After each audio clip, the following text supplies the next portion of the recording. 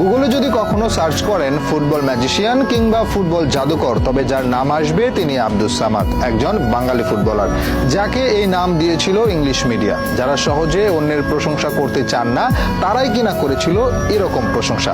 ভাবা যায়? ভাবতে হলে আগে জানতে হবে এই আব্দুস সামাদের ব্যাপারে। কে ছিলেন এই ফুটবলার? 1885 সালে যার জন্ম, 1964 সালে মৃত্যু। তবে বিদায়ের আগে নিজেকে প্রতিষ্ঠা করে যান ফুটবল জাদুকর হিসেবে।